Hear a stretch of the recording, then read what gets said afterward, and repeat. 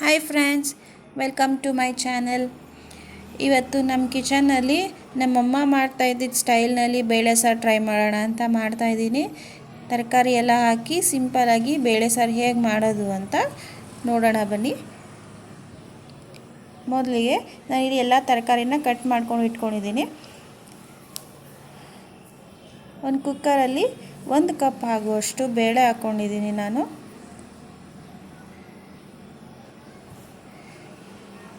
Next 2 tomato half cut ಮಾಡಿರೋ 2 tomato ಹಾಕ್ಕೊಂಡು cut ಮಾಡಿರೋ ತರಕಾರಿ ನಾನಿಲ್ಲಿ ಮಿಕ್ಸ್ ತರಕಾರಿ ತೊಗೊಂಡಿದ್ದೀನಿ. ಬೀನ್ಸು, ಕ್ಯಾರೆಟು, ಆಲೂಗಡ್ಡೆ, ನೌಕಲ್ಲು, ಮೂಲಂಗಿ ಮತ್ತು ನುಗ್ಗೆಕಾಯಿ ತೊಗೊಂಡಿದ್ದೀನಿ ನಾನು. ನಿಮ್ಗೆ ಬೇಕಾದರೆ ಬೇರೆ ವೆಜಿಟೇಬಲ್ಸ್ ಕೂಡ ಆ್ಯಡ್ ಮಾಡ್ಕೋಬೋದು. ಇದಕ್ಕೆ ಹೆಲ್ದಿಯಾಗೂ ಇರುತ್ತೆ, ಟೇಸ್ಟಿಯಾಗೂ ಇರುತ್ತೆ.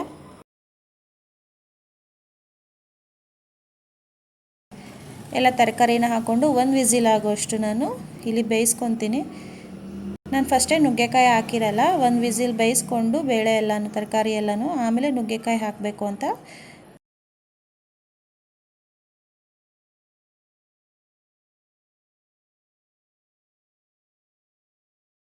ಇಲ್ಲಿ 1 ವಿಸಿಲ್ ಆದಮೇಲೆ ಅಲ್ಲಿ ಬೆಂದಿರೋ ಟೊಮೊಟೊನ ನಾನು ಸೈಡಿಗೆ ತೊಗೊತಾ ಇದ್ದೀನಿ. ಫಸ್ಟು ಟೊಮೊಟೊ ಯಾಕೆ ಸೈಡಿಗೆ ತೊಗೋತಾ ಇದ್ದೀನಿ ಅಂದರೆ, ಇದು ಆ್ಯಕ್ಚುಲಿ ನಮ್ಮ ಅಮ್ಮ ಹತ್ರನೇ ಇದನ್ನು ನೋಡ್ಕೊಂಡಿದ್ದಿದ್ದು ನಾನು. ಅವರು ಹಿಂಗೇನೆ ಟೊಮೊಟೊನ ಬೇಯಿಸಿ ಅದನ್ನ ಫ್ರೈ ಮಾಡ್ತಾರೆ ಈರುಳ್ಳಿ ಜೊತೆಗೆ. ಇಲ್ಲಿ ಜಾಸ್ತಿ ಬೇಯಿಸೋದಕ್ಕೂ ಹೋಗ್ಬಿಡಿ, ಒಂದೇ ವಿಷಲ್ ಸಾಕು. ಬೇಳೆ ಅರ್ಧ ಬೆಂದಿದ್ರೂ ಸಾಕಾಗುತ್ತೆ. ನೋಡಿ, ಬೇಳೆ ತೋರಿಸ್ತೀನಿ ನಾನು ಹೆಂಗೆ ಬೆಂದಿದೆ ಅಂತ. ಆಲ್ಮೋಸ್ಟ್ ಒಂದು 3/4 ಭಾಗ ಬೆಂದಿದೆ ಅಷ್ಟೇನೆ. ಒಂದೇ ವಿಷಲ್ಗೆ ಇಷ್ಟೊಂದು ಬೆಂದೋಗಿದ್ದು. ನೋಡಿ, ಇಷ್ಟು ಬೆಂದಿರುತ್ತೆ. ಈಗ ಕಟ್ ಮಾಡಿ ಇಟ್ಕೊಂಡಿರೋ ನುಗ್ಗೆಕಾಯಿನ ಹಾಕ್ತಾಯಿದ್ದೀನಿ ನಾನು. ಸ್ವಲ್ಪ ಉಪ್ಪು, ಅಂದರೆ ಟೇಸ್ಟಿಗೆ ನೀವು ಎಷ್ಟು ಬೇಕೋ ಅಷ್ಟು ಹಾಕ್ಕೋಬೋದು. ನಾನಿಲ್ಲಿ 1 ಟೇಬಲ್ ಸ್ಪೂನ್ ಆಗೋಷ್ಟು ಹಾಕ್ಕೊಂಡಿದ್ದೀನಿ. ಹಾಕ್ಕೊಂಡು ಕುಕ್ಕರ್ನ ಹಾಗೆ ಕ್ಲೋಸ್ ಮಾಡ್ತೀನಿ ನಾನು, ಮಿಕ್ಸ್ ಮಾಡಿ. ಅಂದರೆ ವಿಷಿಲ್ ಹಾಕೋಲ್ಲ, ಹಾಗೆ ಕ್ಲೋಸ್ ಮಾಡ್ತೀನಿ. ಯಾಕಂದರೆ ಈ ಬಿಸಿ ಬೇಗನೆ ನುಗ್ಗೆಕಾಯಿ ಬೆಂದೋಗುತ್ತೆ.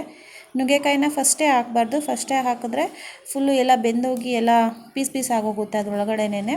ನಾನು ಫಸ್ಟು ಅಡುಗೆ ಮಾಡಿದಾಗ ಗೊತ್ತಿಲ್ಲದೆ ನುಗ್ಗೆಕಾಯಿನೂ ಸೇರಿಸಿ ತರಕಾರಿ ಜೊತೆಗೆ ಹಾಕಿ ಅದು ಫುಲ್ಲು ತರಕಾರಿ ಜೊತೆಗೆ ಅದು ಬೆಂದೋಗಿ ಎಲ್ಲ ಕಡ್ಡಿ ಥರ ಆಗೋಗಿತ್ತು.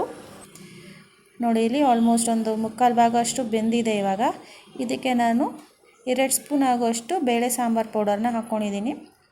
ಇದಕ್ಕೆ ನಾರ್ಮಲಾಗಿ 1 ಸ್ಪೂನ್ ಆಗೋಷ್ಟು ಬೇಳೆ ಸಾಂಬಾರು ಪೌಡ್ರ್ ಹಾಕ್ತಾರೆ.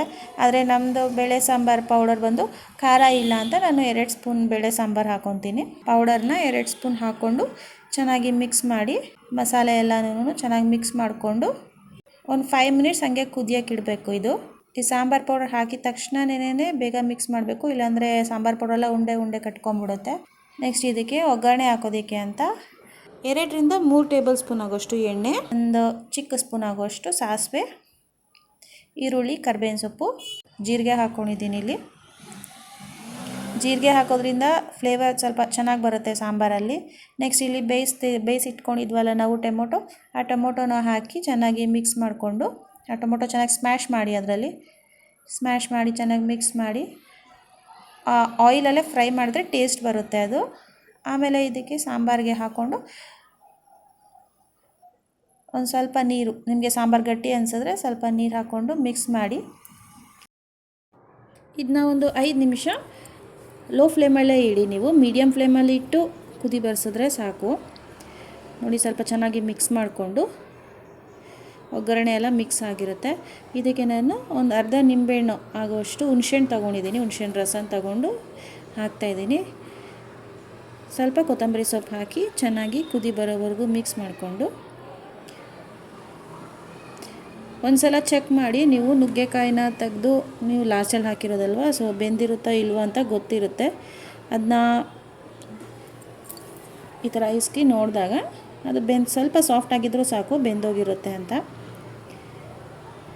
ಜಾಸ್ತಿ ಕಾಯಿಸೋದಕ್ಕೆ ಹೋಗಬೇಡಿ. ಜಾಸ್ತಿ ಕಾಯಿಸೋಕೆ ಹೋದರೆ ಸಾಂಬಾರು ಫುಲ್ ಗಟ್ಟಿಯಾಗೋಗುತ್ತೆ ಆ್ಯಂಡ್ ಹುಣಸೆಹಣ್ಣು ಹುಳಿ ಜಾಸ್ತಿ ಆಗುತ್ತೆ. ಇಲ್ಲಿ ನಾನು ಸಾಂಬಾರಿಗೆ ಅಂತ ರಾಗಿ ಮುದ್ದೆ, ಬಿಸಿ ರೈಸ್ ಜೊತೆಗೆ ಬೇಳೆ ಸಾರನ್ನ ಹಾಕಿ ಕೊಡ್ತಾಯಿದ್ದೀನಿ. ಈ ವಿಡಿಯೋ ನಿಮ್ಗೆ ಇಷ್ಟ ಆಗಿದ್ರೆ ಲೈಕ್ ಮಾಡಿ, ಶೇರ್ ಮಾಡಿ, ಸಬ್ಸ್ಕ್ರೈಬ್ ಮಾಡಿ.